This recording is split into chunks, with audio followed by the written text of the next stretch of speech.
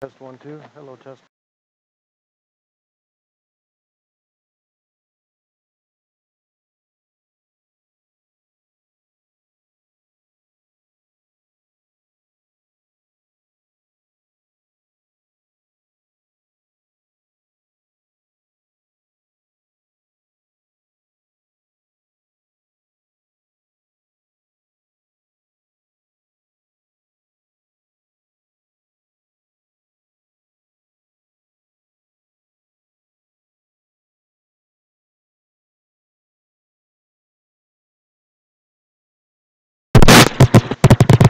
Testing the mic. Testing the mic. Testing the mic. Testing the mic.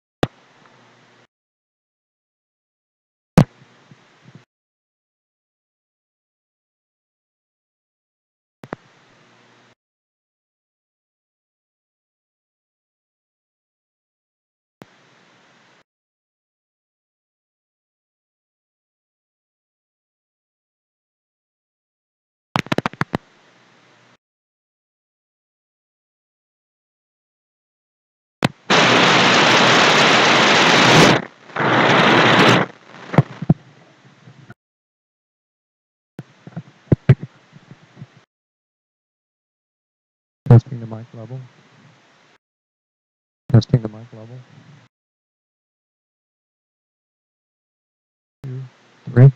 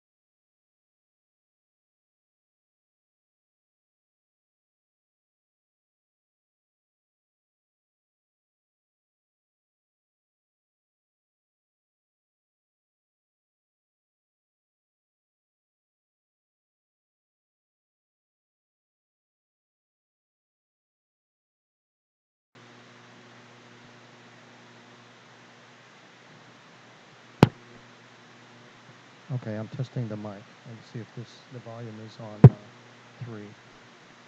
Now I'm going to test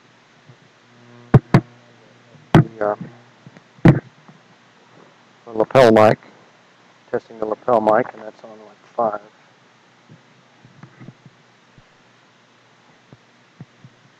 Back to testing the handheld. I'll put this at 5 and see what that does.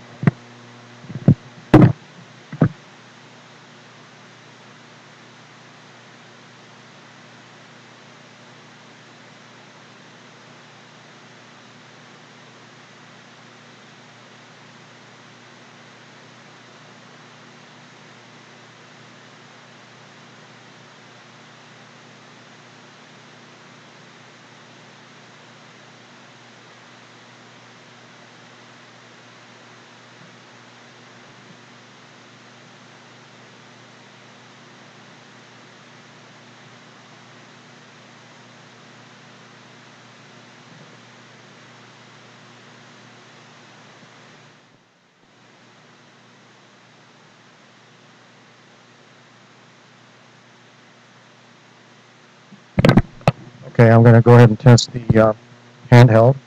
It's at 4. Handheld is now at 4, and I'll put that aside and test the lapel mic, and we'll see if see what you think about this. See if this is a good 1, 2, 3, 4, 5, 6, 7, 8, 9, 10.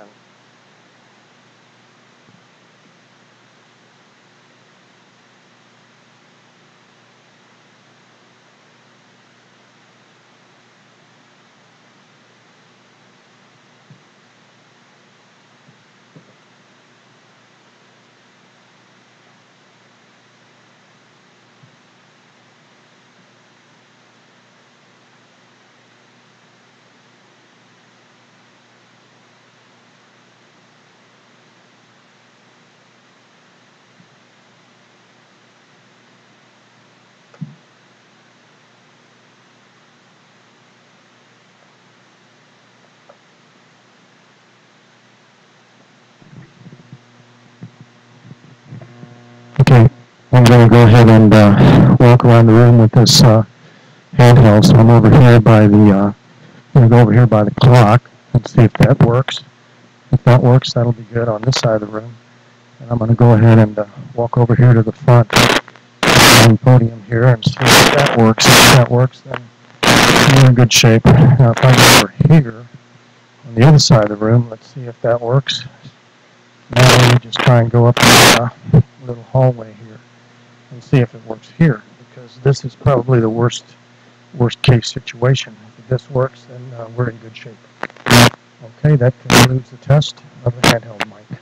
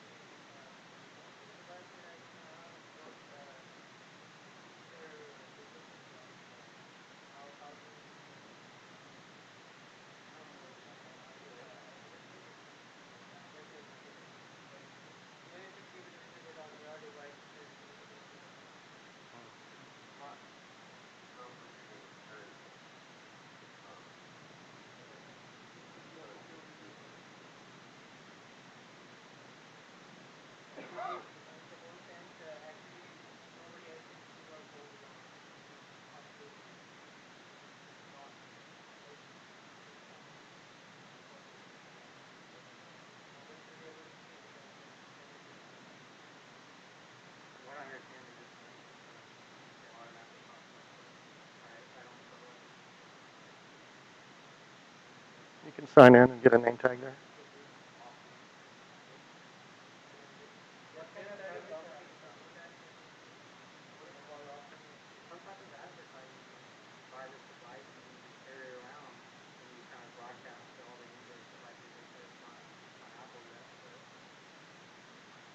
What's the name? Okay, those interested can look it up. Servia Go.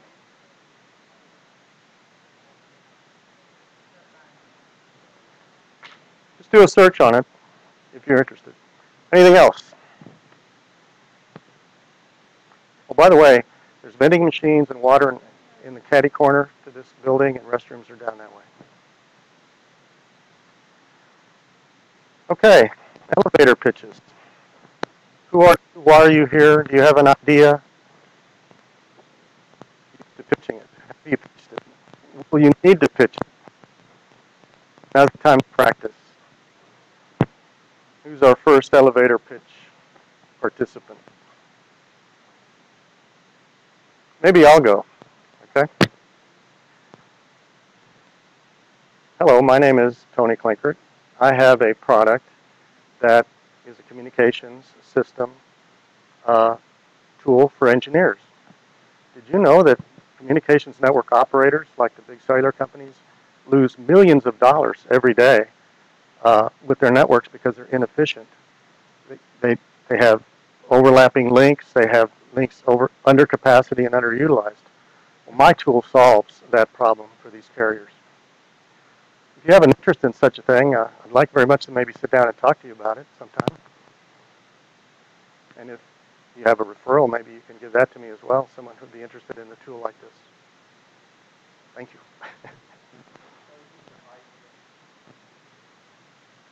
Ideal customer would be a communications architect like myself who's got to design a system for their market or take cost out of a network in their market. Oh man, just Google my name. I got a website out there for the tool itself, and my name's out there. Who's next? Here's the way to do it.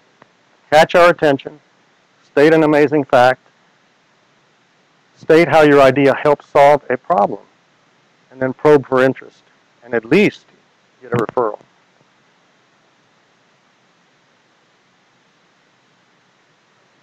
Go for it. Let me do this. By the way, we're streaming. We are streaming. We are streaming live.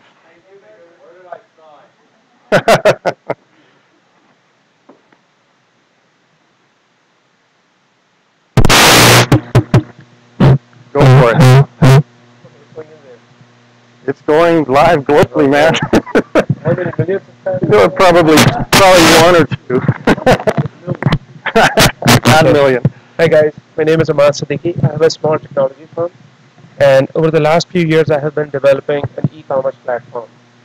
And my target audience are a company with sales in between $5 and $20 million. And my goal is to bring in efficiency towards the logistics part of the order processing, customer satisfaction. I run a small call center to facilitate. What happened was, like, out of necessity, I launched a business of my own while I was developing the platform as a customer. So I already have a first customer. We have been doing 5 million. We did $5 million last year. So I am out in the market. This is my first event where I am right now, and my goal is to probably do at least 2 partnerships before the end of the year and help another 2 companies. Thank you.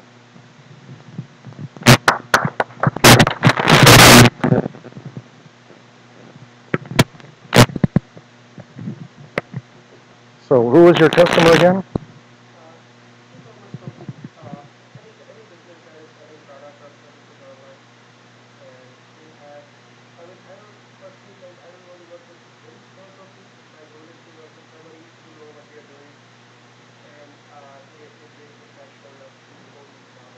Okay. And the key benefit to the customer?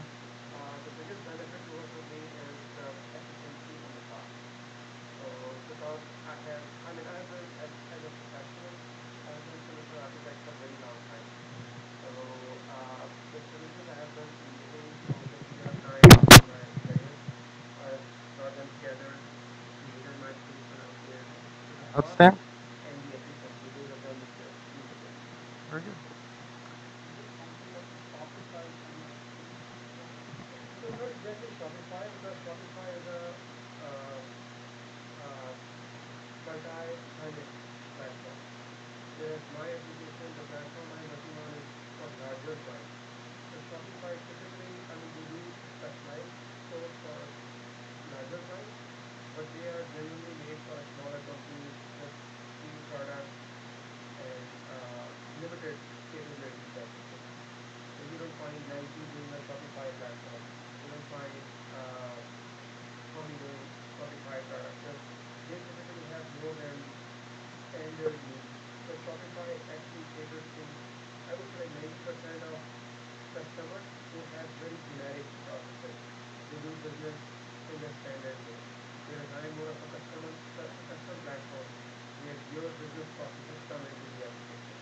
And application caters to your business process that makes you different from your company. Very good. Thanks a lot.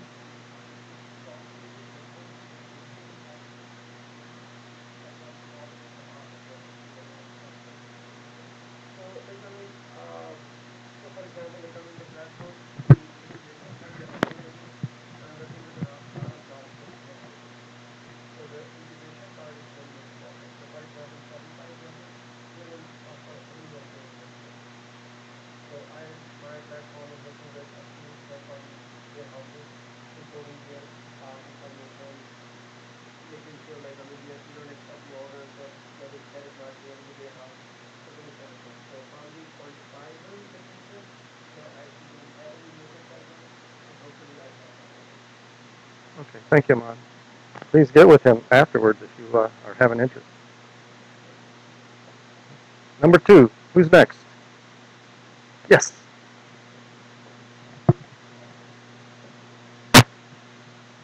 Renee. Yes, no pressure. I know. Hi, my name is Renee Elias, and I provide chatbot assistance for human resource professionals and payroll administrators. So what we found is that HR and payroll departments are often very understaffed and overworked. Really, they're overwhelmed with everything that they have to do in supporting their employees. So our chatbot solutions provide a kind of an assistant for them, so we can help streamline the communication process, automate business processes, and things like that. We have a lot of interactive content to get employees more engaged in the self-service process. And again, our goal is really to reduce that workload on HR and payroll. Very good. Do you have customer? Have you got your customer one yet? We basically have a beta customer.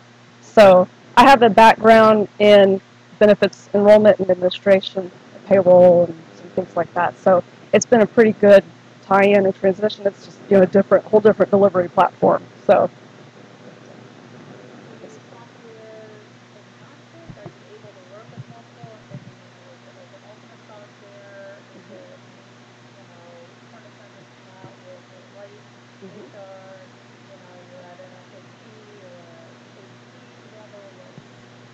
So basically, that's a very good question. What we're doing is we're integrating with whatever software solutions the company already has. So we're not trying to really replace the entire benefits administration system or the entire payroll system or training module. We're really just tying in and providing quick access to some of the tools that they use the most. So we basically, whereas in ADP, they want to use their tools. We go in and we provide kind of a universal platform that just plugs into. Yes.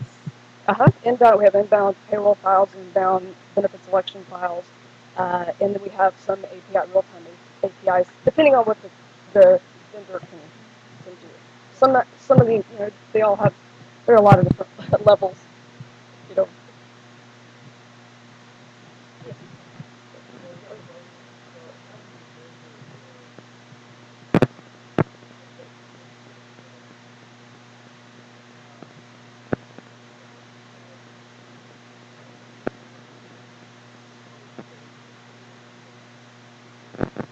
Well, yeah, and another good question.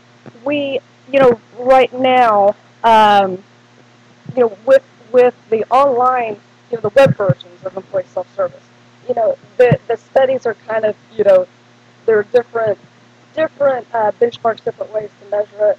I've heard, anywhere up to 50% reduction, but I think a lot of that really depends on industry. You know, what are your current processes? If you're going from no employee self-service to the chatbot solution, you're going to have a big improvement.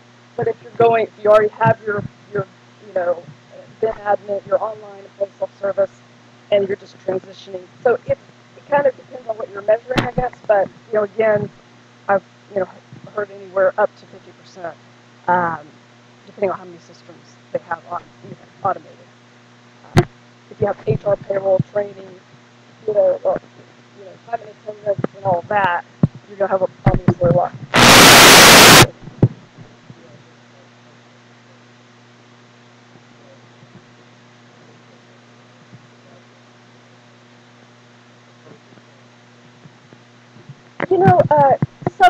Somewhat. We like to give them a general idea. I don't know if I mentioned, but we actually, I started a online benefits enrollment and benefits administration company back in 1998, and in the beginning, I think that was one of the real challenges is that people really wanted to see that. They wanted hard numbers, and I think over time, as we built the customer relationships, they were able to just see the work, just individual client testimony. I've only spent an hour today on reconciling, files because we're providing employee self-service. Now they're checking their own data, and I only spent an hour this time as opposed to 3 weeks. So that's very good. Yes. Yes, yeah, that's right. That's right.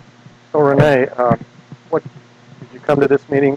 Is there someone here, a talent or something that you could use to help you? I could use a lot of things. So, starting back at square one with the business, it's like it's kind of visiting with a couple of people saying it's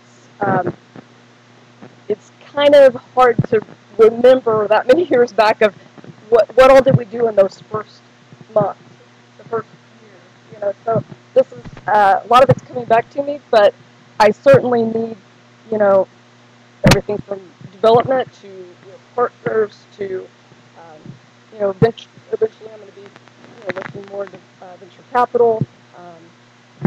So good. Marketing, just really a little bit of everything. So, thank you, Renee.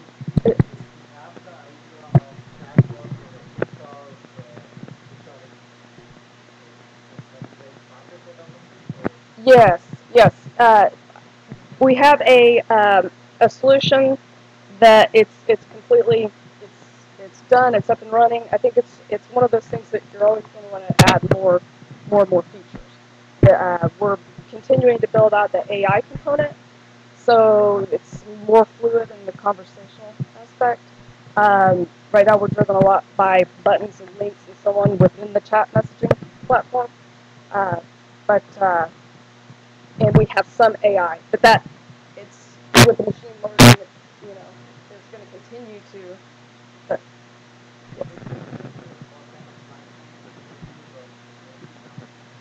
So right now, Microsoft database is where we're hosting, but right now I'm using ChatFuel as the base, but I have developers who've gone in and automated that process where it's more dynamic. You're not having to type in the variables at all. It's just pulling straight from the database. But my goal as I grow is to build that on the Microsoft Bot platform. The way with the bot connector, you can roll it out to multiple platforms, pretty easily. So, and a lot of what I'm building now, pretty much everything I'm building now, I'm building to where it can be a transition. Trying to make everything database driven. So, all right, sure, thank you. Outstanding, Renee. Thank you. We got 5 minutes for one more. You can go. Okay. Yeah, you can. Then it's video and audio. Yes, yeah. I got people need to see me. Right? Good practice. I think I'm loud enough. All right. So my name is Shri. Let me start with a question. How many of you here in this room have heard this word big data, Hadoop, Kafka, Spark, cloud computing, and all those buzzwords, including chatbots, right? But don't really know what it is, what are the actual use cases, what is the actual product, never really used it, want to learn, you know your company you're working with is already doing it, you have a connection there where you can get a job, but you are missing a gap where, oh, I'm a DBA, I'm a software engineer, but I don't know Hadoop, right? But I have a friend there, it's very easy for me. One more fact, and Forbes has said last year that there will be 180,000 big data jobs by 2020, right? And there is a huge skills gap that exists today. And the average big data engineer makes about 120,000 a year or more, right? So, I have a startup basically who is specifically focusing on only one thing, which is big data training and development. So we do one thing and we do it right. We are not into Java and all those things. We are only focusing on big data. And our training is very different. Video, online video, boring lectures, and none of those. It's mostly on a discussion-based learning, where basically a group of people get together and they work on a real problem. So we give the data set, we give the platform, and then you learn hands-on training to basically learn big data tools and how to analyze bigger problems and bigger data sets. So that's what I do. If anybody interested, let me know. We have trained more than 600 professionals so far already, and we are taking the idea to the next level. We are targeting corporates and getting the tie-ups with the bigger companies to get the exclusive contracts. And you learn from trainers, you learn from real engineers who actually work in data science field. We don't train people who go and train a tutorial and then come back. No, like real engineers who face real problems, we'll learn from them. So that's our difference. Thank you. Yes. A year and a half. So actually, I'll be very honest with you. It sounds very good, but basically we hit a deal, kind of a collaboration with UT Dallas. So basically, we had their brand name, and they campaigned for us. So because of UT Dallas's name, a lot of students and a lot of professionals signed up. I personally taught a lot of people. Basically, I started the whole program, but now we are taking it to the next step where we are creating our own brand and we are doing by ourselves and making more money. Right?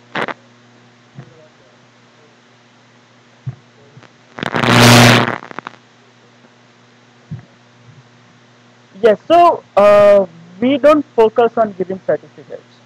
We focus on building capabilities and skills in people. So with our training, you can go conquer real jobs, you can go conquer, get certified and stuff. But we don't focus on, because see, you can get certified, right? I can train you for a week, and you can go give exam, you'll be certified, no problem. It's very easy. Certification doesn't really mean a damn thing. And I know a lot of people are chuckling, but it doesn't really mean a damn thing. You study a few things. You're not. Are you really ready for a real job? No, you're not. Right? That's our differentiator. Right? We are not making people ready. This is not a certification program. Absolutely not. This is a long 6-week program, kind of a boot camp, where you work on real problems. So certification is a byproduct of our efforts, because if the skills that you get over time, of course you're going to pass certification like this. But the bigger deal is now you can talk to clients in a much more sensible way. Now you really know what a chatbot means, what a cloud server means. You have worked it, you have write some code, everything. So that changes the whole game. Yes. Yes. Mm-hmm. Well, it's pretty high. So this is like we are following Apple strategy here.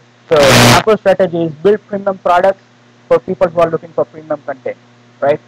So we charge $900 per student for 6 weeks, and that's inclusive of everything. So we give environment, it's like a cloud, real Hadoop server hosted in cloud. You get access to it for 6 weeks. and my revenue for that is probably 50% of my money, basically, or probably 40% of my money, because I put a lot of money in Google AdWords, Facebook to market myself. Plus the hosting server on cloud cost me a lot, because any training provider you go to today in DFW, they'll give you a freaking sandbox, right, which will work in your laptop, sometimes not if you don't have enough RAM. We don't do any of those. It's a premium thing. You actually get a real cluster with 4 nodes. It's a big fat machine that you get for yourself. To experience a real big data cluster, not a sandbox. And we process not 200 MB data, we process 2 terabytes of data. Then you know, okay, what is the problem, right? Because 200 MB data, big data is interesting only when you work with big data, right? So just learning to deal with 200 MB, not really good. So, Siri, what can this group do to help you other than big customers? Big customers, word of mouth a lot. Do you need any help in launching or growing your business? Right now I will help. So basically, right now we to help people sign up online, and we are doing all those paperwork and all the logistic work. But right now the biggest help will be to word of mouth, right? Yes.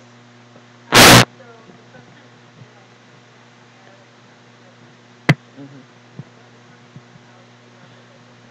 I'm sorry. How do I scale? That's a great point. So as of now, basically we have 3 people, 3 real engineers, including myself. Individually passionate about it. We are a very small group. Right now, it is designed for professionals. So we used to do a lot of students. Now we are focusing on corporate and professionals. So we only run on weekends. So Fridays and Saturdays and Saturdays and Sundays. Only 3 hours each day for 6 weeks, right? And basically you do everything sitting together with group of like 12 people. How do I scale? Good idea. I need to find good people, right? But as of now, we are targeting about 600 people more. So we already did 600, but we're 600 with like a very, very low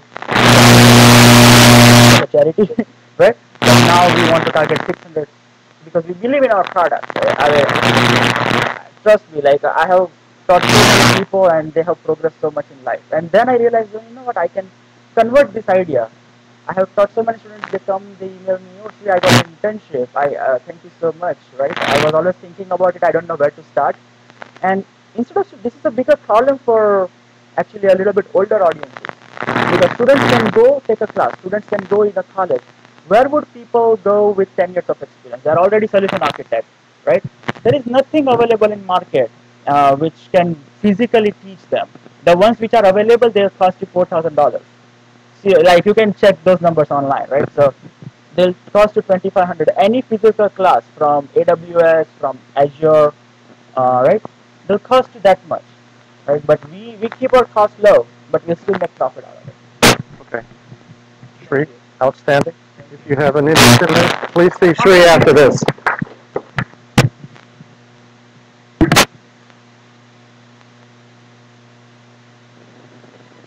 So, let's wrap up the administrative stuff. As always, please complete an information form and return it there to the forms completed if you're new. If you've already done it.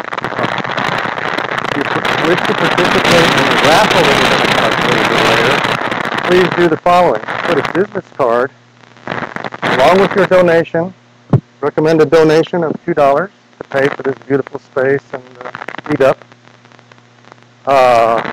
and outstanding speaker. But put your business card in here, and we're going to have a raffle. And do donate, because this space and then the Meetup, and there's some cost to this. So, a couple of bucks. Give us a good Meetup review on the Meetup page. Go ahead and say, yeah, good speakers. We'd like to grow this a little bit more and continue growing.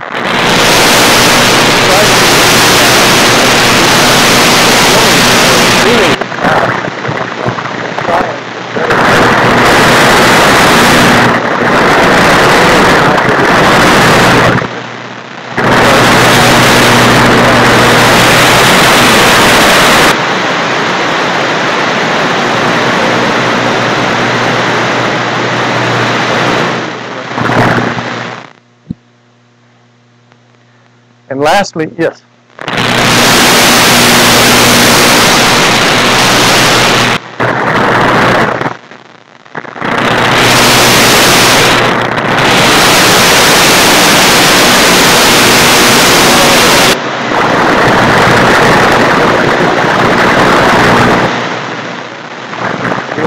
There's one more here.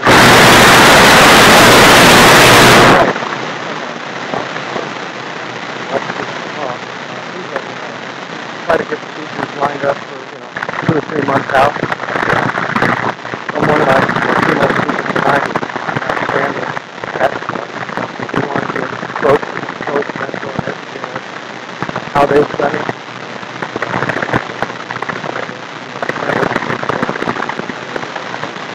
I hope somebody knows.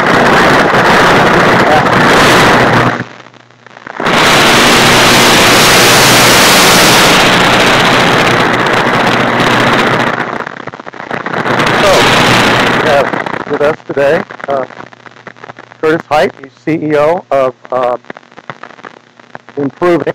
He's a graduate of Texas A&M, MS in Computer Science, and a BS in Computer Science. Started out with the Blue Ocean Group as part of the founders, and then acquired Improving Enterprises, and he kept the Improving name. The company has grown quite a bit, and it's been on a lot of important like the Inc. 500 and 5000, the Dallas 100, and the Aggie 100. And it's also been voted one of the best places to work in Texas and Ohio by the Dallas Morning News, Columbus Business First, Dallas Business Journal, and Texas Monthly. He's a distinguished former student from A&M,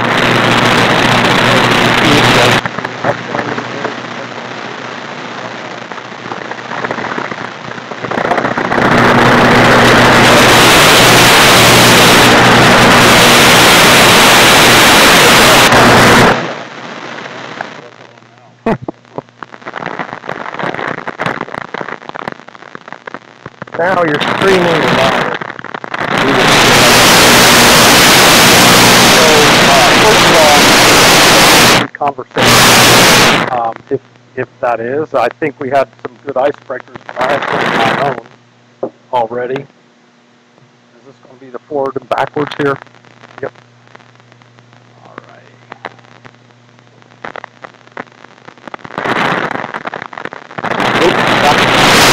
That was a good introduction. I'm educated in computer science.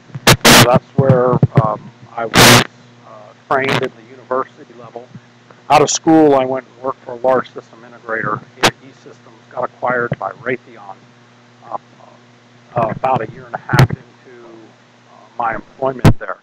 If you're not familiar with either of these, very, very large system integrator, over 100,000 employees, working in intelligence, big, big systems that we work for. This played a very, very important part in my personal history because the people I met at this company, extremely smart, very talented, hardworking, they serve as the basis for the 3 companies that I started as well. So all 3, and which are listed up here.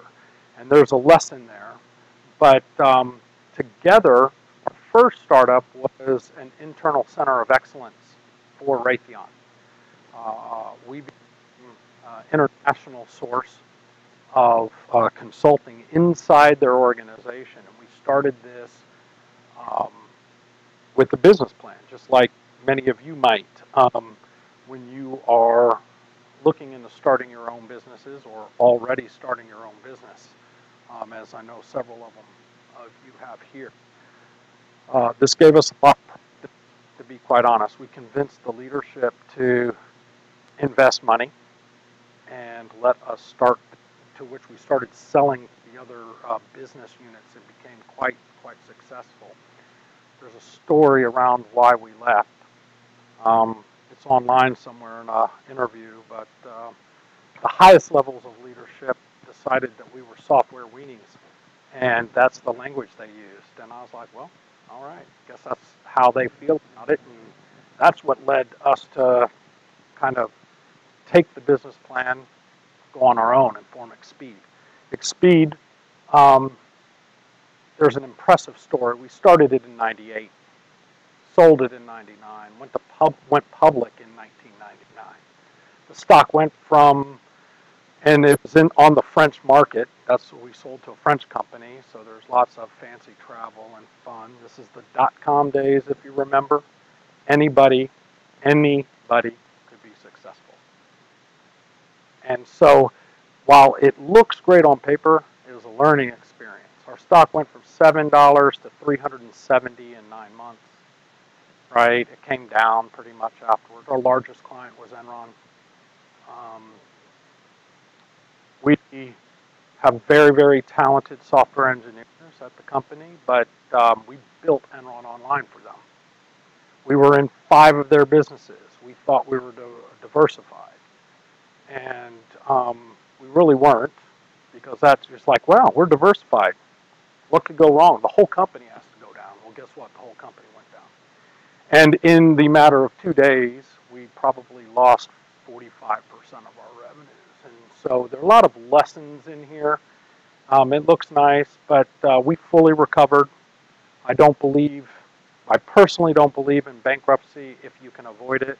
So after Enron didn't pay us for the work we did, sold the system to UBS Warburg for over $13 million that we had built for them and didn't get paid. It took me 2 years to pay back every debt. And I paid back our banks. I paid back every supplier they more or less gave us a loan. I had no choice. It shut down the company or talk with each one of them. But there's a lot of learning there, to be honest. We met record revenues and profits in North America. We were a publicly traded on the Nouveau Marché, but that should have been 2 Fs. I didn't read very well. And amongst record revenues and record profits, I was laid off. That's pretty interesting. But that's a reality about businesses and selling your businesses. I don't take offense to that, right? I made money by selling the business. It's their prerogative. You could get upset about it, but if you want to get upset about that, then you should never sell your company, right? Once you do, that's it. And so that's okay. I literally don't have any hard feelings. In fact, no hard feelings at all, because it gave me the opportunity to start another company called Blue Ocean Group, which then we acquired, as you saw, Proving Enterprises, which was a training company, very, very small training company. They did about $600,000 in total revenues, of which half of that was consulting. But it served as a basis. And today we train about 2,000 to 3,000 students a year in these technologies, similar to what you're talking about. Our revenue per person is about $1,100 per day. Per student for a 2-day class. That's roughly where it falls. It might be a longer class. Most of our classes we don't go. We do boot camps, that what we call 6 to 8 week programs where we train people. From a pricing perspective, we charge about $50,000 to run a 6-week program for 10 students. So there. As well. Today we're about $60 million in revenue. We build software systems for other companies. We don't want to own the IP. But what that does is that lets us see a lot of software startups, because a lot of them come to us. We build a lot of apps for other companies, big, small. I have a heart for entrepreneurs, since I am one. Having 3 businesses started, I love it. Some of the things in the presentation you may see today might seem scary. I feel they're objective, right? I see hundreds of startups every year. And there are some interesting things, and I just want people to understand what they're getting into, and then I say go for it, because that's what I've done, and I continue to do. We do focus on culture at this company. It's just not at our Ohio and our Texas, although we've been named one of the best places. But whenever we merge and we continue to buy other companies, usually startups that are struggling, So we've done 5 acquisitions. Improving was struggling when we acquired them. And usually it's because in our industry, you have a large number of very, very smart engineers, software engineers. They know how to build products, and they know how to build very good products. But knowing how to build the product is usually not good enough to make business. When we bought Improving, the 2 people had gone all in, which I highly advise, but they were hundreds of thousands of dollars in debt at that point. They didn't know how to get out of that debt. 11 months after we acquired them, they had quadrupled their revenues, all their debts removed.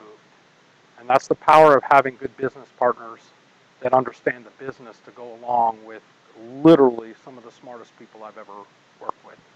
But that's kind of the story there, and that's our story. We're about to acquire a company in Cleveland. Same thing. They've been in business longer, 7 years, and they're struggling. They found a way to get $9 million of top line, but they can't make money. So now they find themselves in debt. How do you sell a company that owes more money than they have, and they're not making any money? That becomes rare, but this is a reality about startup companies. And we look for this because they're this close. 6 months from now, we'll have $250,000 of profit. I can almost guarantee it. And we will turn this around. A lot of people here may be in this because they don't listen to some of the stories that you're going to hear about today. Last company, Dashfly, I was an investor in this, active in the advisory capacity, believed in the idea. We didn't protect our intellectual property, and so we have this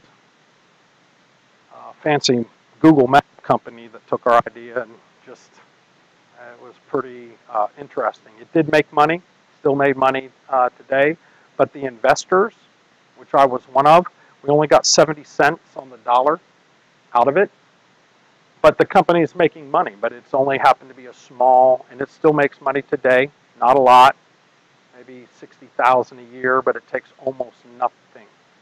We will probably sell it at this point to a software engineer that wants to maintain the business.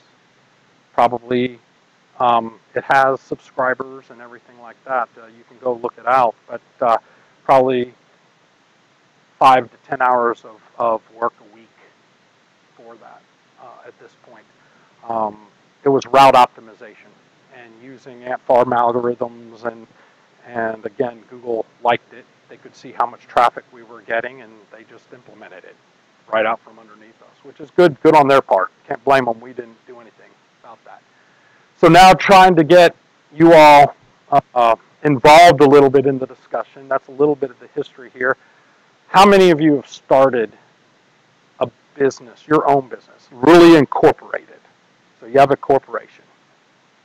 Okay, about half the hands in there. That's great. How many of you are currently full-time part of a software startup? Okay, fewer hands, maybe about half of the half. Have you ever been part of a company that filed bankruptcy? Okay. What? Oh, Norco. How was that? Crazy. It is. It's hard. A lot of people, and I mentioned that because of Enron, but you see that for a number of reasons, right? And a lot of startups end up here, quite honestly, and you'll see some of the numbers later on. So those are shows of hands, but maybe some people can chime in here. What lessons about starting businesses have you learned of or heard? Somebody. What? Pick partners very, very carefully. Wow. Again? Cash is king. All right.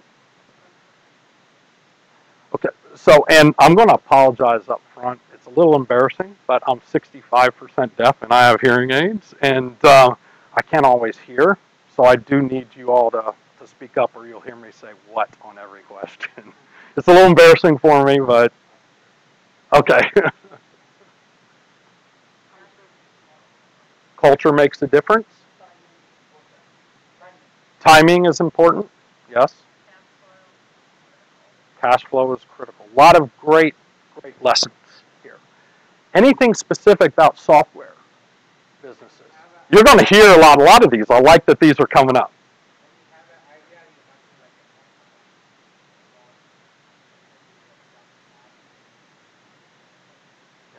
So when you have an idea, you need to act upon it. That'll come up too. And protect it, which we didn't.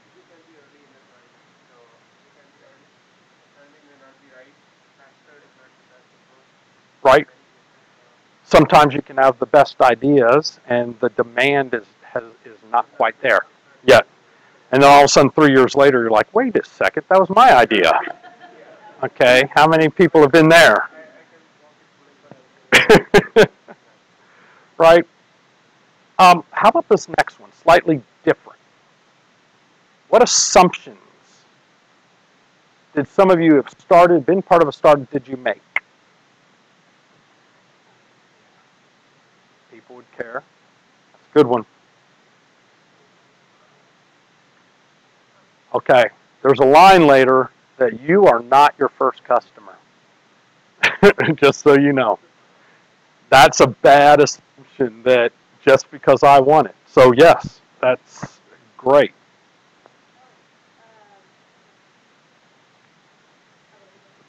That's okay.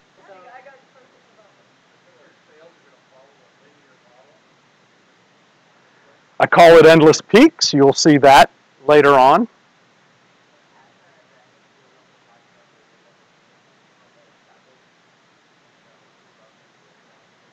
So let's choose your team carefully. Type.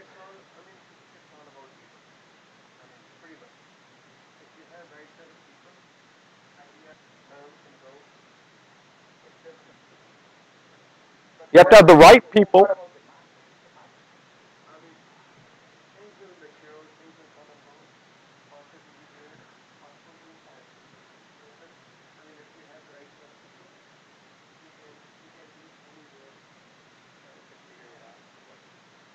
I don't know if that's a common model. It's certainly true for me. Truly, started 3 companies with the same people, and it's just not good. You have to have the right. You have to have the right mix too. Okay, meaning you can have 10 people that are great and they're all great at one thing and they're all good people. That will not necessarily. Right. So now, anybody want to answer something? What do you wish you had known prior to starting? A lot, but what?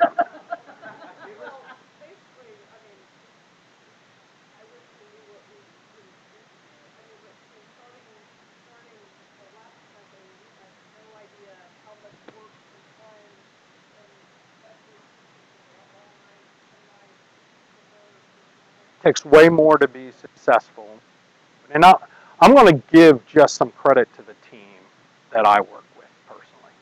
I was hired into Raytheon in '94, started this consultancy inside the company, decided to take the business plan outside the company, and it served as the founding group of that company that stuck together and made it successful. And I fundamentally do not believe I would be where I am today without the people. It's why I commit right now. Unfortunately, as my first business, I did not choose my partners wisely in that first business. There were 6 of us that came together. And I was the leader of the group, but I was ignorant when it came to business. And the other 3 partners took advantage of that, of us.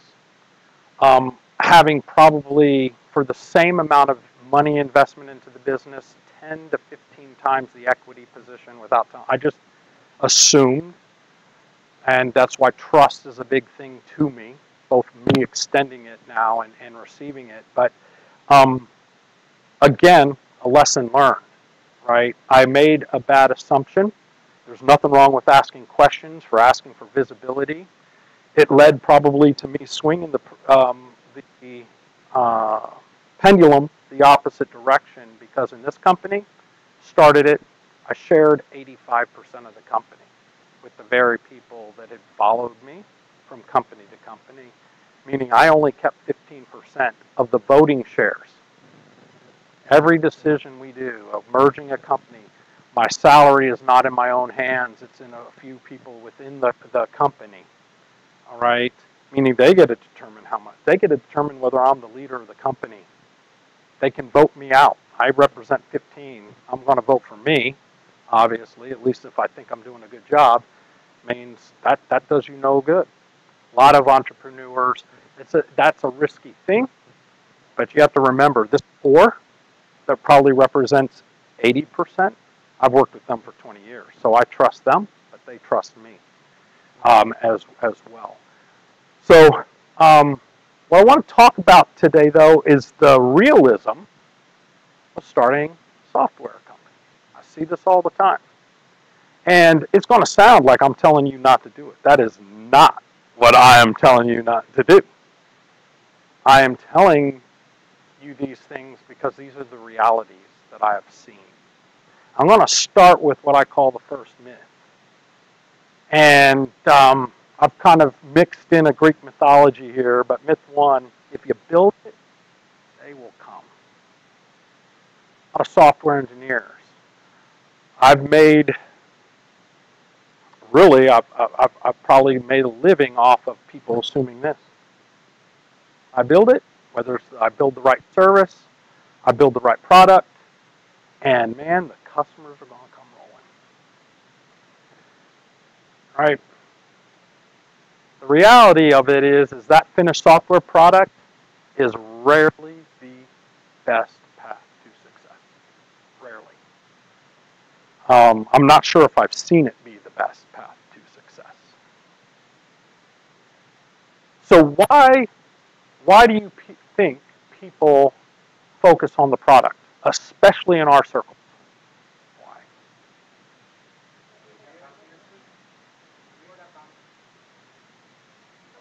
Oh, beat the competition, maybe?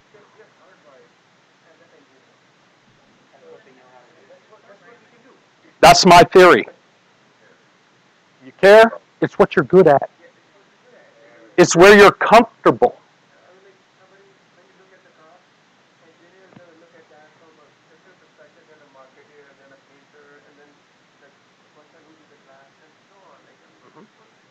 So, we're very comfortable in that realm. Therefore, man, we are going to polish this pearl. It is going to be the perfect system out there. Okay? Now, that's a trap. It really is a trap. I've seen in a number of cases the best system. I mean, it is good. We have our engineers look at it. We're like, oh, what can we do? It will be a great software product. Has a horrible user interface. It won't sell, guys. Just won't. Now, what do you think happens to the great user interface that's super easy to use, that looks wonderful, and the back end is garbage? What do you think happens with that system? It sells. Okay, it does. That's another reality. I've seen, see how businesses they come in, and that's what we build software for other companies. We know where to focus first. We have an entire user experience team, because in the end, that's usually what your minimally viable product is. The vaporware in the back end. It's true. We're not doing this for ourselves, right? This literally, we don't own the IP. We're just saying that is the reality. But that's not where we're comfortable, guys. Including myself. If you think about it's not. Now, I've gotten comfortable there, but it's really me working against my internal instinct. My internal instinct says, no, you can't do that. That's selling. That's marketing. That's whatever you want to call it. But if you want a successful business, you need to market, you need to sell, right? Which kind of goes to, right, another myth is that the building of the software product is the hard part. Why do we like that story? And I say we because I'm in this boat. What? Yes, it keeps us relevant. We laugh at these stories, but this is what I tell myself again too, right? Oh, that's the hard part. I've had a lot of software engineers, and I'll put it here, and I have a lot of. There should be a quote on this one here. Oh, right, that's the first one. I've done the hard part. Now it should be easy. All we have to do is market and sell. Literally, that's the quote that came to me. I'm like, wow. It's not. I've seen enough of these things. That's the software product is not the hard part. It's not. You probably don't like to hear that here.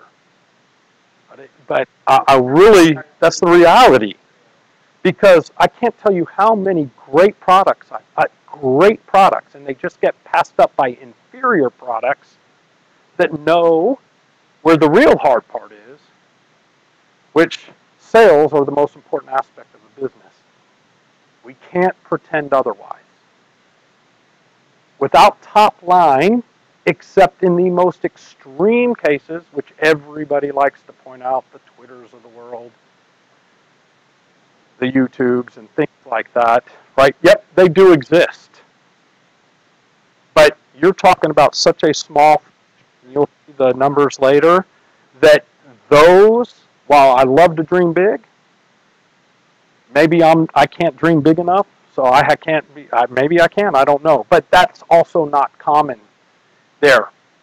This, I've seen a lot of assumptions around viral growth as your marketing strategy.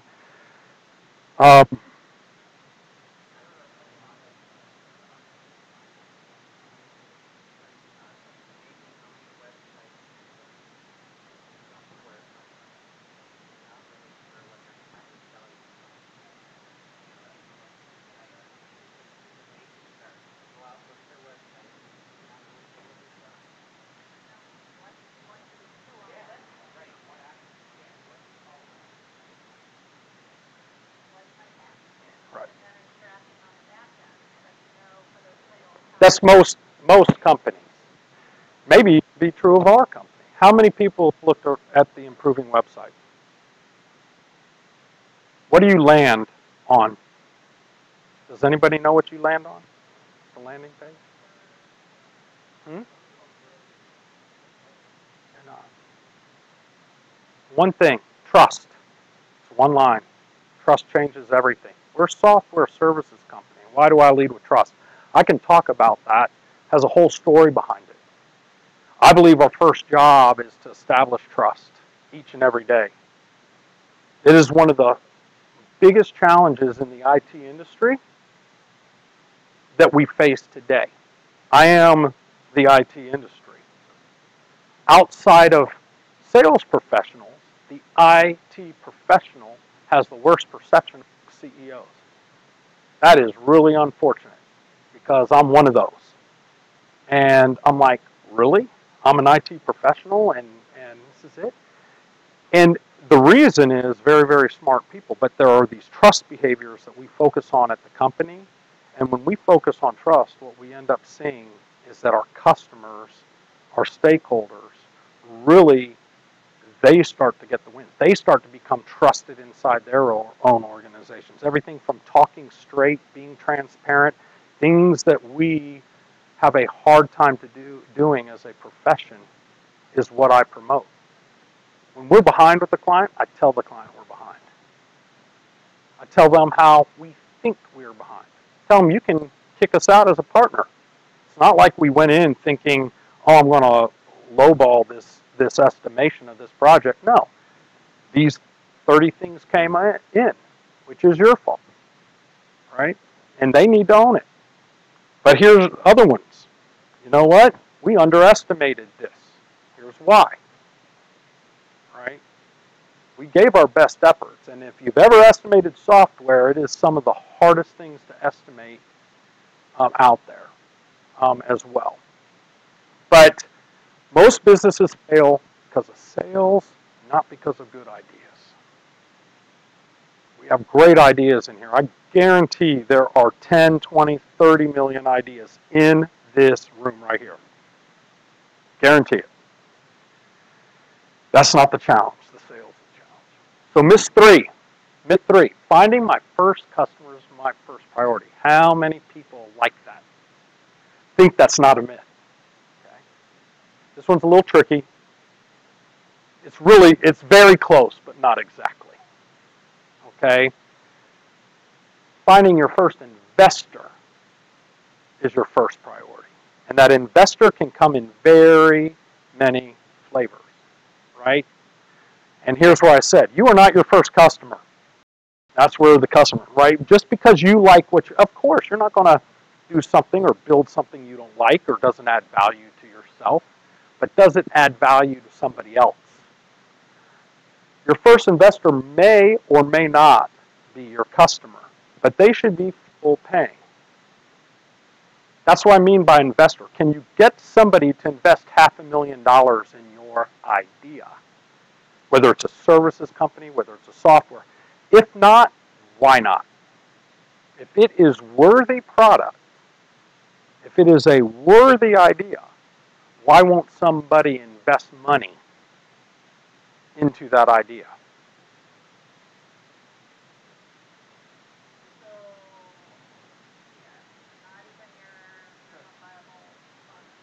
You got it. I think your minimal viable product is just enough, when it's a software product, just enough to demonstrate your idea so that people have something. It's usually the user interface or something like that with vaporware behind it, and they're like, I can use that. And I have no problem with what your company is doing and stuff with the chat, trying to get something out people can see and touch, gain the ideas. The other problem with building first, you really don't know. You're trying to anticipate what the customers want versus know. And if you put something out there, the minimal viable product, most of the time, is just enough product developed to get your first investor. Best is to have a customer that's going to pay, and pay full price. A beta customer that is willing to use the system but not pay, we're those. Anybody familiar with Yammer? Okay. We use Yammer at the company. Why do we use Yammer? It's free. As soon as it got bought and they started charging, guess what we no longer use? Yammer. We just moved to Slack. Okay? Yeah, there you go, right? And it turns out to be better. But let me ask another question. How many of you use freeconferenceline.com or anybody besides us? Okay. Why do you use it? Free. Can anybody tell me how they make money? Right. What upgrade do they offer? Yeah. Do you know? Are you sure, or do you know? Do you pay? You're guessing. Think about that business model. I'm guessing too. We've had free conference call. We've used it for 10 years. I'm not even interested. We have, I don't know, 20-some people on a line at a time sometimes with this thing. We've never paid.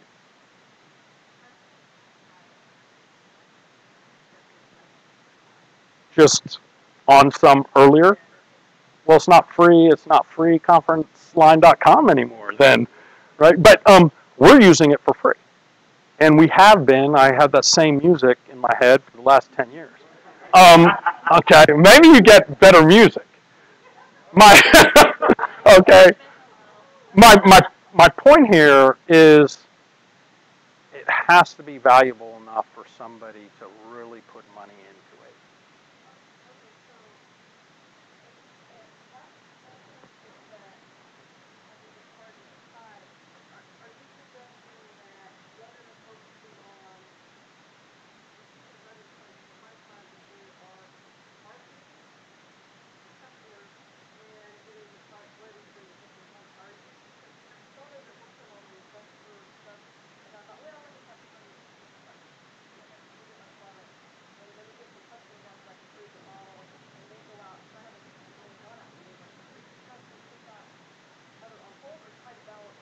I, it's at a balance, but the investor, and investor is a carefully chosen term, not to necessarily mean a hands-off. It could be a customer. I think a customer that's willing to pay near full price, maybe a discount or something, but near full price to have you develop the system that they want is an investor, right?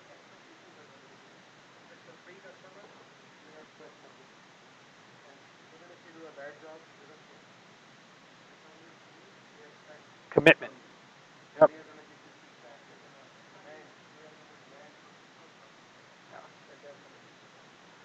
Family members are not your first investors, right? They're possibly not investors at all. You got to be careful when it's family, right? It's always dangerous. Just clarify expectations up front as well. Yeah.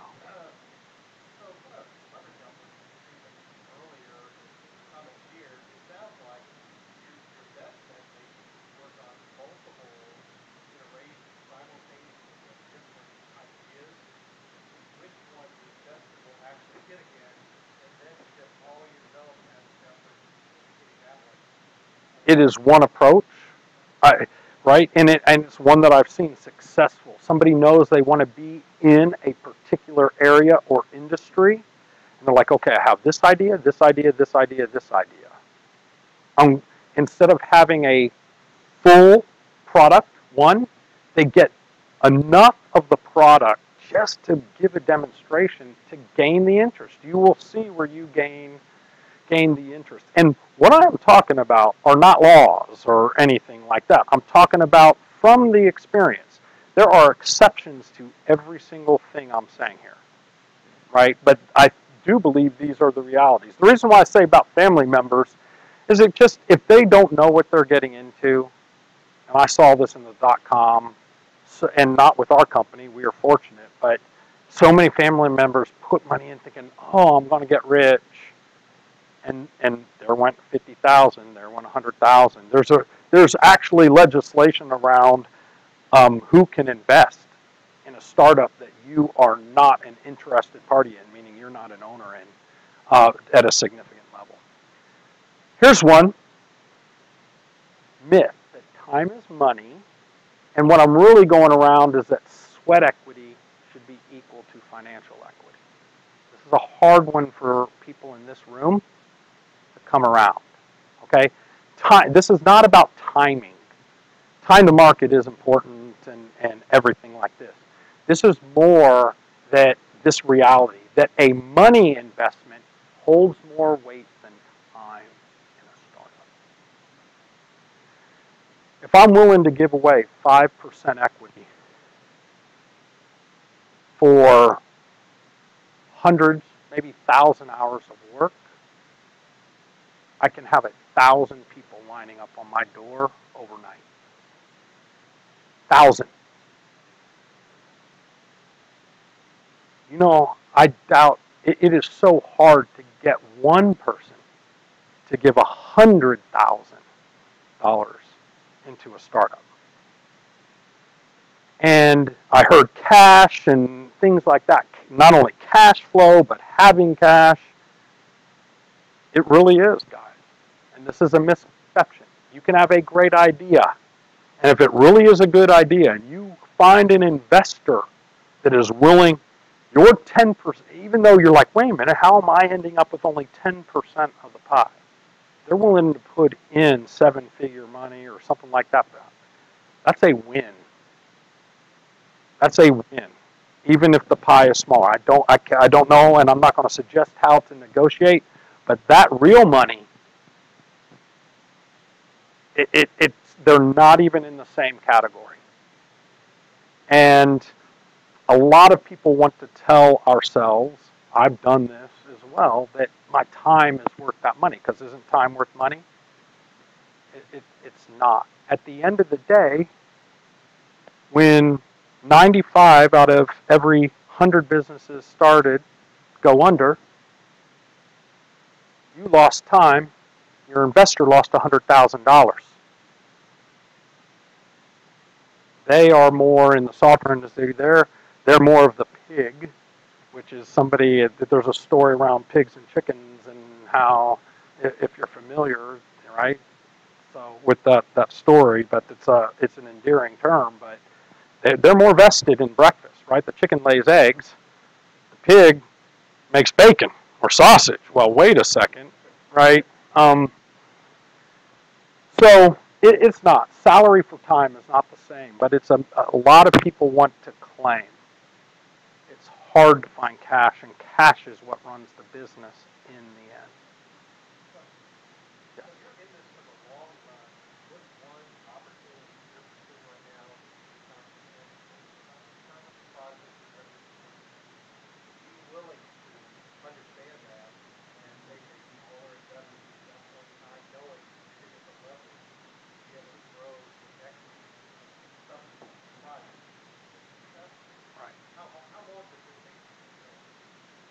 Some never do, right? No, I mean, that's, in fact, maybe many.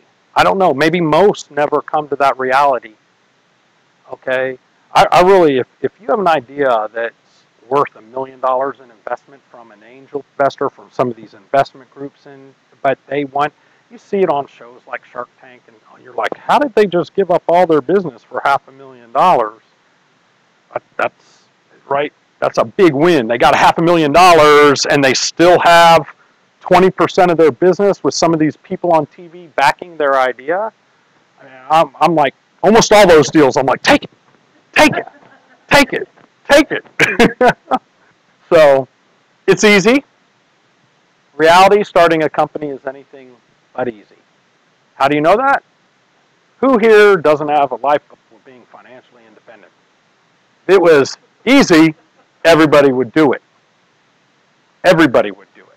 And we laugh, but right, this get rich quick, it does happen, but less frequently. And look at these. This came from Tony Robbins, who was presenting at the Inc. 500 5000. And these get scary. These are total revenue. These numbers speak nothing of profit. They're not annualized. 5 out of every 100 businesses started ever reach 1 million in revenues. 4 out of every 1,000 ever reach 5 million. What about the last one? 6 out of every 100,000 ever reach 10 million in revenue. Not profit. Revenue. 6 in 100,000 businesses. This is the startup realm. So when you talk about strategies of having multiple ideas that you start tending to out there, right? Right. If you have 10 of them, you've taken off a 0 at least, right? In this case, these are realities. Now, I want to speak to the other side of this. Realities happen.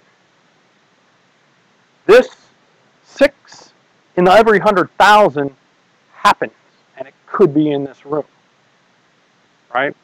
Done it 3 times. This once, and the other businesses were doing. This one's about 60 million a year that I'm in now. The other one's was about 35 million, 100 million overall, but just the portion I was responsible for. Those happen, and they can happen multiple times to the same people. And I'm an entrepreneur, and I say go for it, which really, before I go to that one, I was going to a different punchline. Company valuations, a lot of, with few exceptions, companies are valued on their financial performance, usually 2 performances, your EBITDA, which is a measure of profit, okay, your earnings before anything like interest, tax, depreciation, and amortization, or revenues are also commonly used, but not as often. I just put that up there. Less common means to value companies are number of users and brand awareness like Twitter, YouTube, Facebook. These are super high profile. The $1 billion for an idea probably could have been prototyped in a week. Any of these things, right? Those are nice. They're not the most common. But remember that finances are usually what are used to value business. And the businesses that we're buying are all on top. You're underwater by $400,000. I know you make $9 million on the top line. $9 million a year on the top line. You're one of 6 out of every 100,000 businesses, and I just offered you $250,000 for your business. $250,000. And, but here's the thing, a piece of the successful company that we are that knows how to make money, and so you become an equity holder. So it's not just that, but that's a lot of work for $250,000, to be quite honest, to be those up front. So,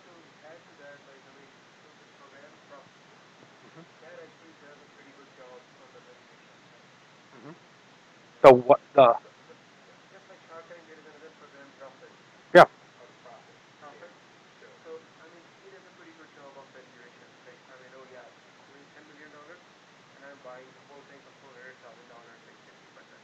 Yep. Yeah. And that debt makes a difference. We're, you know, why we might be paying, the owners might have $350,000 of personal debt that they're on the line to pay. And what we say is we take that debt away from you. The company will own that debt. Myth 6, I can build the company in my spare time. Again, it's gonna, we sure do want to think this, right? A building company takes far more time than any one person usually has. You mentioned your team, you're mentioning this happens over and over. It is next to the first one, which is if we build it, they will come. This is the myth that I think keeps people from truly reaching success a lot, but it's hard. You're going to have to leave your comfort zone. For those of you that want to believe this, I have a challenging question. If your idea is worthy, if you really believe your idea is worthy, then why don't you just invest it all? I've done it 3 times. I believe. And there's a lot of risk. But if you don't believe in your own idea enough to give it your all, why do you think somebody else would? These are challenging questions, guys. And it's hard. Software engineer. I heard somebody talk about $130,000 a year for certain software engineers, and right. Well, that, dang it, what I have to go with for what, 0? Because I'm going for how long? It's doable. I've done that. The businesses I've started, I go with a salary of $290 a month to pay for my portion of healthcare benefits for 18 months. You either believe or you don't. And if you believe, that 1 year doesn't have any impact in the long term. Right? And so it's hard. And I want a committed team. When I have 2 kids and I have no salary coming in, you know how committed I am to making that business successful? It may not be successful, but I only have a certain amount of time. At some point, I have to go start flipping burgers at McDonald's or making tacos at Taco Bell or something to bring in a paycheck, which I am not above if I had to, right? But when you have a team of people that are all doing this together, and of the 17 people in the original year that we hired, 15 are still at the company, 14 are still at the company, 10 years later. It's a committed team. They were all in at the beginning. They're all in now. Yeah.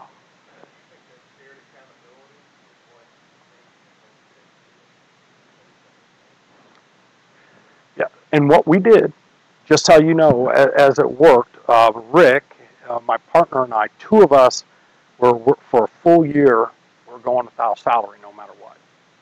Again, this $290 to pay for benefits, our portion of the benefits. Everybody else, as soon as we generated enough revenue with one to hire somebody else, we would.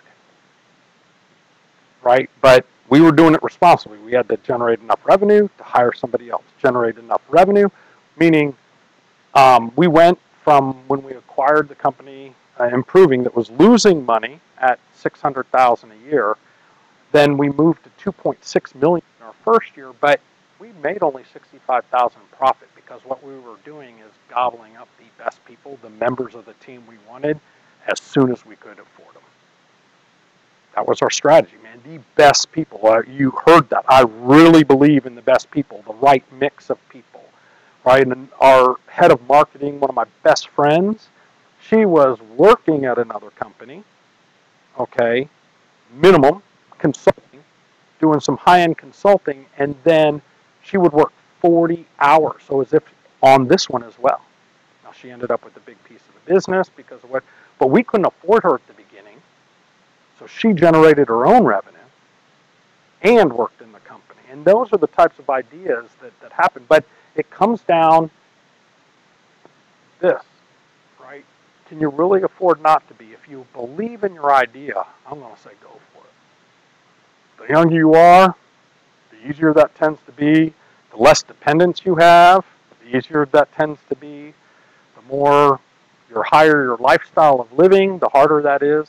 Like if you have a high lifestyle, right? That's why you see a lot of entrepreneurs that kind of live beneath what they could. I'm one of those. Most people don't. I'm the CEO of a company, so I'm probably out spending in the neighborhood of about $5,000 a month. That's what I live on. And I can do it. And I do it. Because I don't know. There isn't endless peaks. Do I have one more hand? The hand, yeah? Well, it was just the idea of achieving wealth, because I know for myself, failure has been on thinking, okay, I might be all in, but doing the accounting, of doing the sales, doing the marketing, doing the product development, that,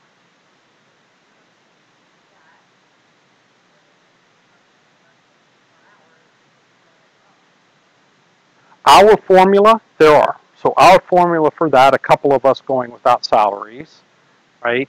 But we got bigger equity portions for doing that. Everybody had to invest, meaning you want to become part of the company and you want to be an owner, you're a financial investor. The smallest was like $12,500, which again, it creates this commitment. And then everybody, though, shared rewards. If you think I have 85% of the company that's going to other people, meaning if we're all successful, now we're all going to win, not just myself. And while 15% of a pie is a big one, especially when, right, it's not the typical path. Last one is an entrepreneur. I get more control of my hours. I heard this. I'm not going to spend too much time on this one. Right? The other myth is I go home when my work is done because I'm the owner of the business. You know? Well, I have 350 employees now that look at me to keep the business going. And when you start your own company, it's not your own life that you affect, and you don't know what's coming. You don't know what's happening here. So the entrepreneur is much more likely to always be on call. It's just different hours. And at the beginning, without proper awareness, so we named a president inside the organization. I told them, you realize this is not a 40-hour job. It's a 40-hour job at the office. You'll be spending 20, 25 hours after, right? Weekends, and that's it. Your spouse is on board, your children are aware, or you don't get the position, and I get to talk to them. Meaning, there's no chance at the misunderstanding. You realize your spouse is about to become the president of an enterprise, and this is what's going to happen to be successful. And if they can't get on board, that's fine. But that's part of building trust, is setting the right expectation and talking straight, right?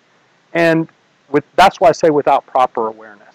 It does take time, and you don't know when this one investor comes in the door, is willing to listen to your story, and you have 48 hours to prepare a presentation, and you spend 40 of them preparing that presentation, right? And that's in 2 days. And that happens. Or this one sale that only has 5% chance of happening, but you must give it your all for 40 hours for a 1 in 20 chance of happening. But you do it. You've got to do that 20 times to land your 1 in 20. That's the reality of this, and you will do it happily because each one of those is incremental. A few other lessons. Going at it alone is a lot harder than working with a team. That's the lesson I've learned. Okay, get a team that's equally as committed as you are. Ads are really a true revenue model. There are a few examples of them, but man, unless you have millions and millions of real users, that's not going to be huge. Endless peaks are very rare. Your revenue line is not straight, neither is your profit line. Know your purpose. It's often finance, and if it is, face that reality. Why are you doing this in the first place? If you're doing this for financial reasons, then I'm not talking about your personal purpose in life here. Why are you wanting to be an entrepreneur? One thing that, for me, I want to know that I left nothing on the table. I can spend a year of my time making nothing if I know I gave it my all. Right? It would have been really bad for me this is my own personal, to not have tried something and given it my all and then wondered all my life, I wonder if I just quit for a year, quit for 2 years and just went all in. Rarely have I found somebody who has done that, tried it, and then moved on, if it wasn't, that is disappointed. I can't tell you how many people I've talked to that are late in their careers that are going, man, I wish I'd just gone for it once or twice, just tried. And it's never too late. Never, never too late. All right, so here's your summary of my experience, exceptions to every one of these guys. So this is just my experience personally. This is what I've seen. I have tons of stories. I can back every single one of these with real companies on multiple occasions, and this is just repeating of what we talked about. So I want to open it up for a little bit with discussions. There's my contact information. These you can distribute.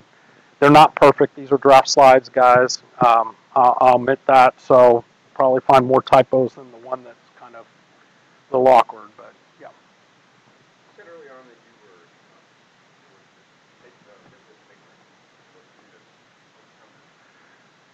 At first, I thought I was going to, first thing I thought I was going to do is go to school and get my MBA.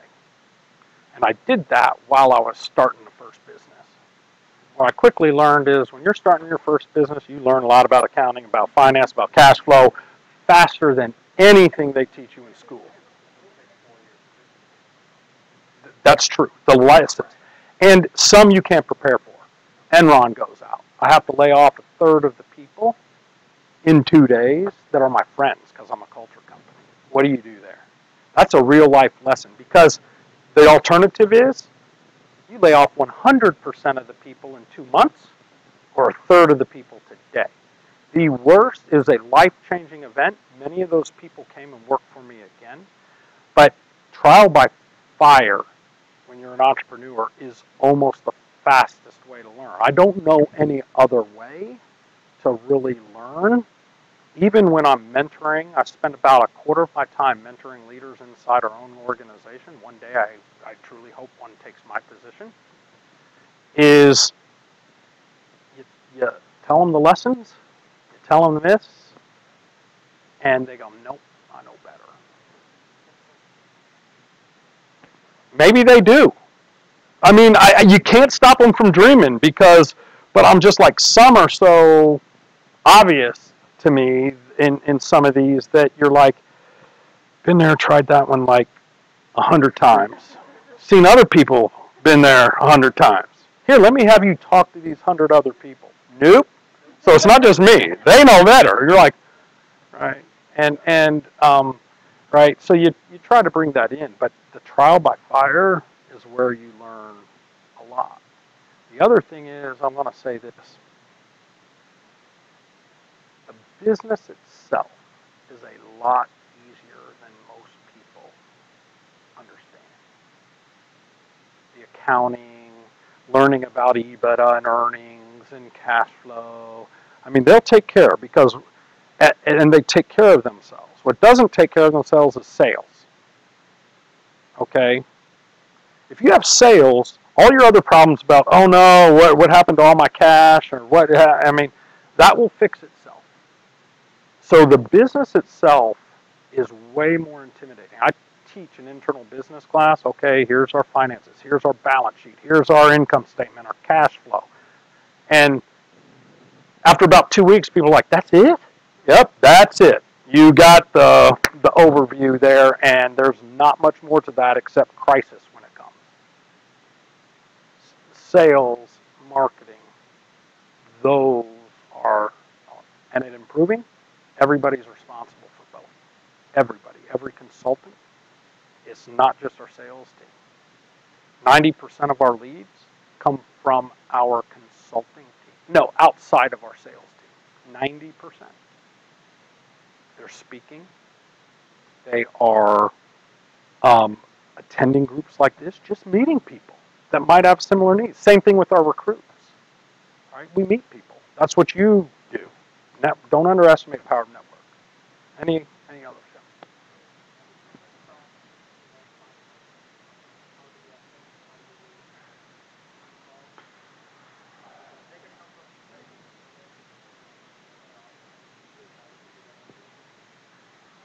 It's hard. Like I said, this was a lesson, literally had 3 that we were totally taken advantage of by.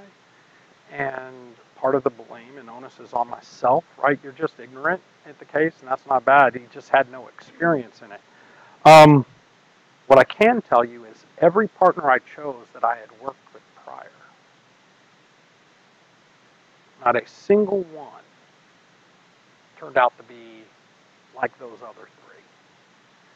And so the best way is to have your own personal experience with these people, or to have your personal experience with someone who has their own personal. 1 degree of separation. After that, it starts to get a little bit different. Right?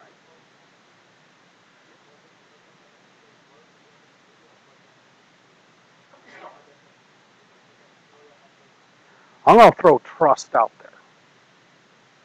Trust is a big thing. Yeah? I'll add something here. So I did my first business back in Pakistan. I was in Pakistan. So I did a startup, like, I mean, wonderful story there, but I mean, I quit my business. I walked away from that in 2004. And it was like because we partners couldn't work together. Like, I mean, I had different goals. I wanted different culture in the company, and my partner wanted a different culture. And guess what? I am partnered with the same partner again in 2016. So the thing that was there was trust. So we didn't stop working because we were not trusting each other, or I had some doubts in abilities and stuff. It was just a method which was different. I matured. In the last 12 years, I was way too energetic back then. Like, my energy level was very high. I accept that. And he was different off. So we both have grown, and now we are partners, and hopefully we are doing pretty good right now. Which is great, right? And that experience. The other thing is, people have reputations. You talk, I have a reputation. There are people that have had good experiences with me. There are people that have bad. Go out and look at Glassdoor. Okay? And I say that. There aren't too many bad reviews, but you look at some of them, you're like, wow. I'm even wow. But, okay, but, yeah, no, why not? I'm not here to hide anything, right? You can't make everybody happy all of the time. But what you will see is 40, 50 great reviews for every 1 questionable review. And then you'll even see somebody from Arizona that's like, oh, was an employee.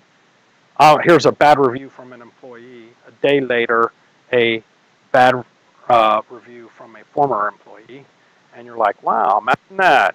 That's the same person. So you'll see like 2 of the 3 or 4 bad reviews are from one person.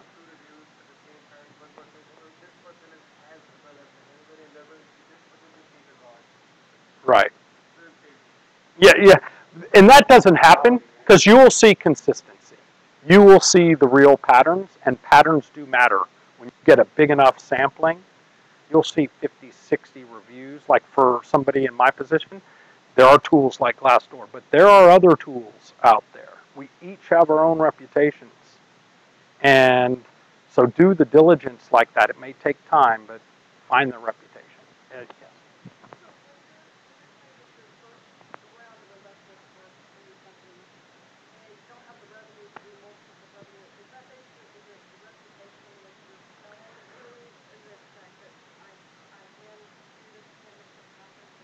Reputation is going to play a big part. Once you've been successful once, it becomes easier to get more money, more investment. That's a reality. So how do you get your investment the first time, right? There are angel groups here.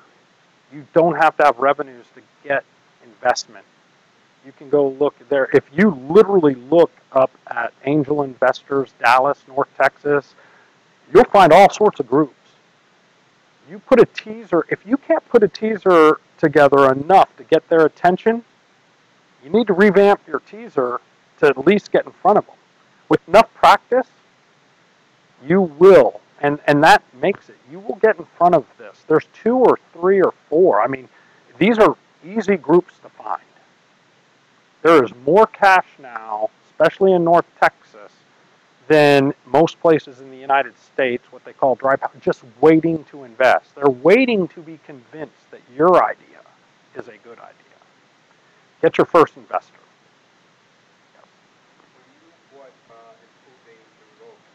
Yes.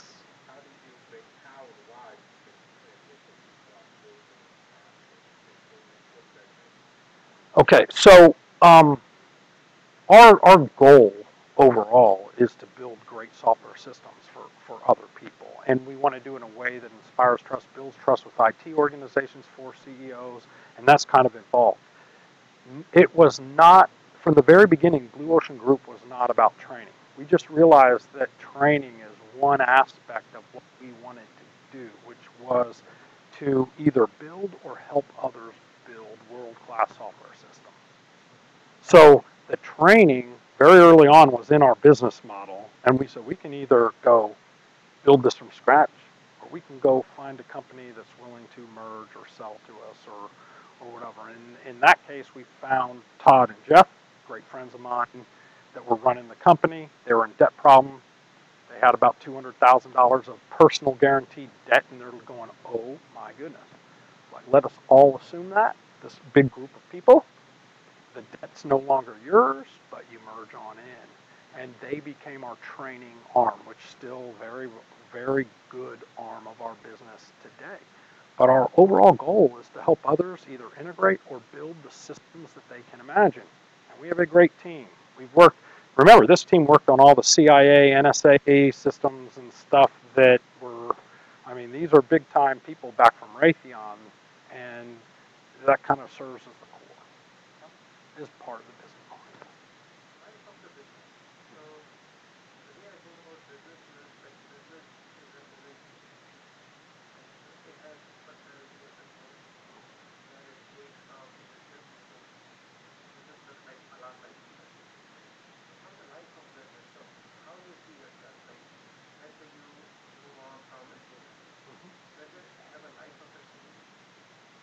So there's,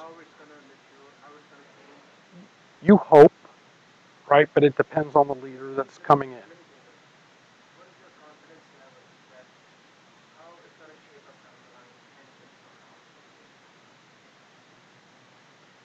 Depends on the path we choose. And the key is we. I have 15% of the business. We could sell in the next, but I cannot force that sell. I'm 15% of the vote. We could determine that this is a lifestyle business and we want it to be 20 years in advance. If you were to ask my personal vision, it would be to do a management buyout with corporate profits and funds. meaning take the corporate profits and buy me out. Move me into a chairman position where I can take a full-time mentor leader role in that, but don't make the operational decisions. Move somebody else into the CEO position. I mentioned that, meaning with no investment in anybody in the company, they buy me out because the company buys me out. The company then redistributes my equity to the people that are contributing that day. Then the next person gets in line for the buyout, right? I want a job, right? I do not believe in this concept of work-life balance, which suggests that there's one on one side and one on the other. I believe in what I call work-life integration. And your entire life is integrated with family, with, in some people, spirituality, with friends, with, and they're all together. And I weave them. If you look, business is family, right? I often have my kids at these presentations. If you come to our events, it's our stakeholders, it's everybody. Oh yeah, that's right. We did a barbecue on the 4th of July. We just invite all of our stakeholders. We're members and leaders in the conscious business community. You have a chapter here in Dallas, which is one of the most vibrant chapters called consciouscapitalism.org, if you want to go look at it. So, any other? I want to take, I will stay here all night long. I love startups. I love people that do it. And I just, anytime you want to bounce ideas, I open it up. So, I think there are. Tony, are we going to wrap this up and I'll stay around? I just want to make sure for people that may need to get out of here and stuff like that, we can do that, but then I'll stick around. Or we can just get a smaller group that doesn't have other obligations. No, they integrated. It's integrated. Thank you.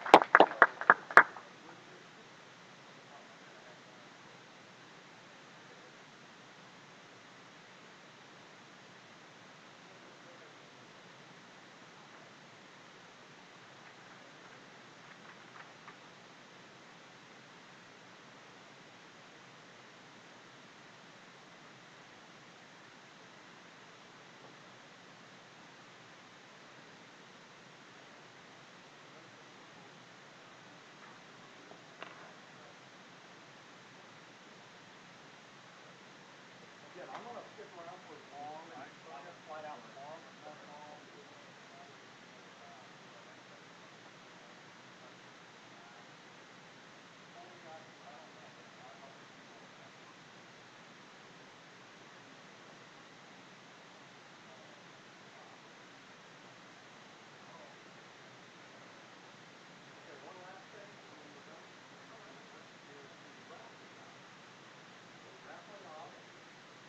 Last chance to put your business card in here.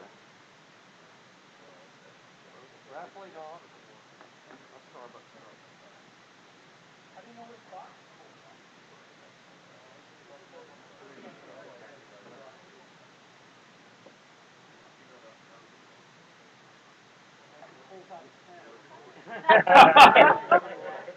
Oh, I'm not.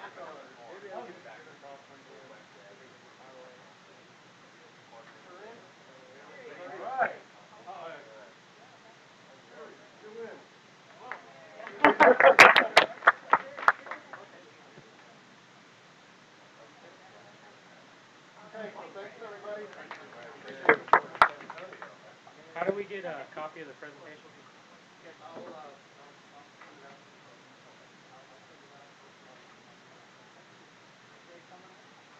Okay, so the question is,